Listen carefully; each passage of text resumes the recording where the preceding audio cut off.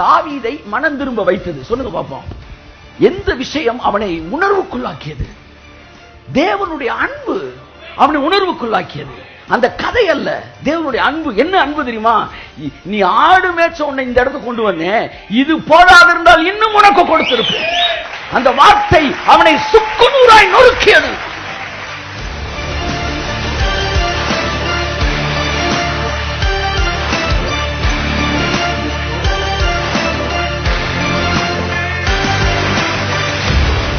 அப்ப என்ன சொல்ல வருகிறேன் என்றால், என் அன்புக்குரியவர்களே, சில விஷயங்கள் நம் மனதில் அதான் renew your mind, renew your mind.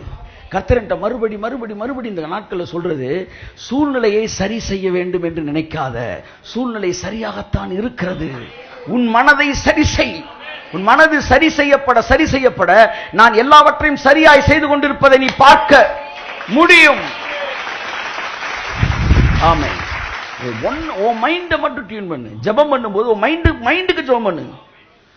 நீ வாக்குத்தத்தத்துக்கு ஜெபிக்காத. வாக்குத்தத்தம் கொடுக்கறதுக்கு முன்னாடியே மேட்டரை முடிச்சுட்டு தான் வாக்குத்தத்தத்தை தரேன். எப்படி? நல்லா கவனிங்க. வாக்குத்தத்தத்தை கொடுத்துட்டு வேலை பார்க்க மாட்டாராம், வேலையை முடிச்சுட்டு தான் வாக்குத்தத்தத்தை கொடுப்பாராம். ஆமென். அப்படின்னா உங்களுக்கு வாக்குத்தத்தம் வந்துருச்சுன்னா என்ன அர்த்தம்? வேலை ஏற்கனவே முடிஞ்சிருச்சுன்னு அர்த்தம். அப்படி இடையில உங்களுக்கு டவுட், பயம் வந்தா ஜெபத்தை வாக்குத்தத்தத்துக்கு பண்ணவே கூடாது. அத சந்தேகப்படுதல உங்க மைண்ட் அதைத்தான் தோட்டணும் நீங்க. சரி, ஓகே. இப்ப என்ன சொல்ல வரேன் என்றால், உங்கள் வாழ்க்கையில தேவன் எல்லாவற்றையும் பார்த்துக் கொள்கிறவர் இருக்கிறார் என்கிற மனது தவறான ஒரு காரியத்தை செய்ய விடாது.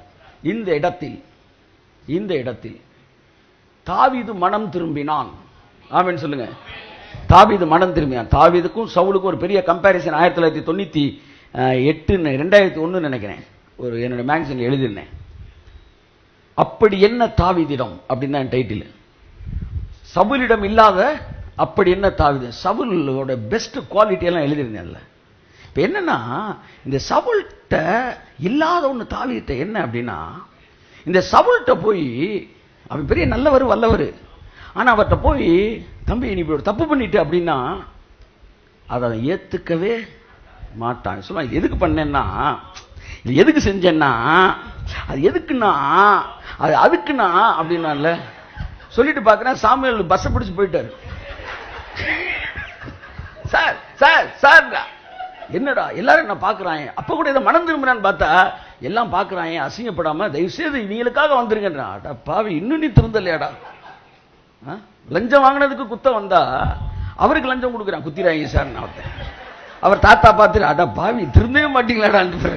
அந்த மாதிரி சவுல் தன்னுடைய பாவத்தை ஒத்துக்கொண்டதே இல்லை. எதுக்காக? ஆட்டுக்குட்டியெல்லாம் யாரு, அவன் பேர் என்ன, அமலேக்கியன் மீது கடும் வைராக்கியத்தில் கர்த்தர் இருக்காரு. ஏன்னா என் பிள்ளைகள் போயிட்டு இருக்கும்போது அவன் வளர்ச்சியை தடை செய்யறதுக்கு சில வேலைகளை செஞ்சாங்க. அத்தனை பேர் ஒதுங்கி வழி விட்டப்ப இவங்க மட்டும் ஸ்ட்ராங்கா நின்னாங்க. அதனால அவனை அடிக்கும் போது ஆடு மாடு கூட வைக்காரு, அடிச்சு தகர்த்துறாங்க. போனவன் ஆடு மாடெல்லாம் என்ன செஞ்சிட்டான், எடுத்து வச்சுட்டான், மற்றதெல்லாம் காலி பண்ணிட்டான். சாமுவேல் வராரு, வந்த உடனே எல்லாத்தையும் காலி பண்ணிட்டியாப்பான்னு கேட்கிறாரு. என்ன சொல்லியிருக்கணும்? சார் எல்லாத்தையும் காலி பண்ணிட்டேன் சார், ஆனால் அந்த ஆடு மாடு மட்டும் காலி பண்ணல சொல்லணும்ல.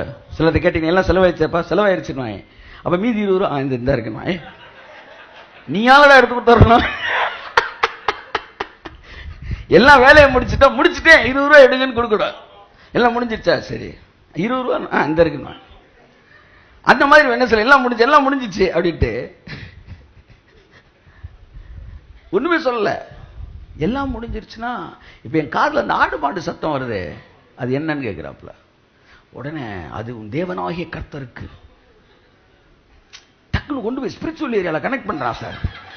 சிலர் அயோக்கியத்தனத்தை பண்ணிட்டு கடைசியில் பாருங்க, சர்ச்சுக்கு வந்தனால தான் எனக்கு இந்த நான் தெரியாத மாதிரி நடிச்சுக்கிறது. என்ன பண்ண பாவம், மறுபடி அங்கேயே கொண்டு வந்து கனெக்ட் பண்ண பார்ப்பாங்க. உங்க கடவுளுக்காகத்தான், கர்த்தருக்காக, சபைக்காக. டே சரி விடு, எவர வழி இல்லை உன் நம்பர். அது மாதிரி அவன் சொல்றான் கர்த்தருக்காகன்றான். அப்ப சொல்றான், ஏன்பா நீ தப்பு செஞ்ச அதை மன்னிக்க. ஆனா இந்த இடத்துல முழு என்ன இருக்கு, அந்த அரசபையில் எல்லாருமே இருக்கிறாங்க. அந்த இடத்துல அவன் சொன்னவன், நீயே அந்த மனுஷன் அப்படின்னா நீங்கள் நான் வந்து என்ன செஞ்சிருப்பீங்க? யார் அங்கே சீவுங்கள் உன் தலையை அப்படின்னு 2 செகண்ட்ல லகலக அடிச்சு கழுத்து சுதாரிக்கிறதுக்குள்ள காலி பண்ணிருப்பீங்க.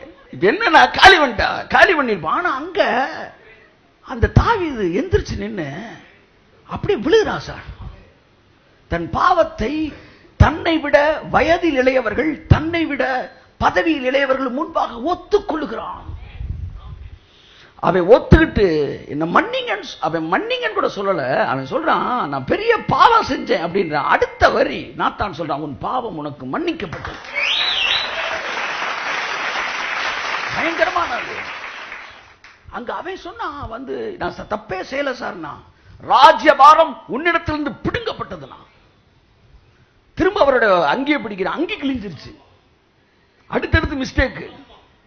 எப்பவுமே தன்னை நிரூபிக்க முயற்சி செய்யறவங்களை பாருங்களேன், அவன் அடுத்தடுத்து செய்யறது அடுத்தடுத்து தவறு, அடுத்தடுத்து கோபத்தை ஏற்படுத்தும். அங்கேயே கிழிச்சவன் அதுல இருந்து ஒரு ப்ராபஸியை சொல்லிட்டான், உன் ராஜ்யம் 2 கிழிக்கப்படும். ஐயா சார், என்ன எதை தொட்டாலும்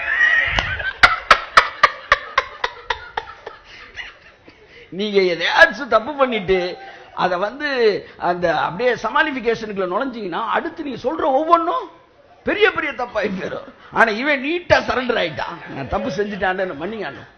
என்ன இதுல வந்து எந்த விஷயம் தாவீதை மனம் திரும்ப வைத்தது சொல்லுங்க பாப்போம். எந்த விஷயம் அவனை உணர்வுக்குள்ளாக்கியது? தேவனுடைய அன்பு அவனை உணர்வுக்குள்ளாக்கியது. அந்த கதை அல்ல, தேவனுடைய அன்பு. என்ன அன்பு தெரியுமா? நீ ஆடு மேய்ச்ச உன்னை இந்த இடத்துக்கு கொண்டு வந்தேன், இது போதாதிருந்தால் இன்னும் உனக்கு கொடுத்திருப்பேன். அந்த வார்த்தை அவனை சுக்குநூறாய் நொறுக்கியது. என் தேவன் எவ்வளவு பெரியவர்!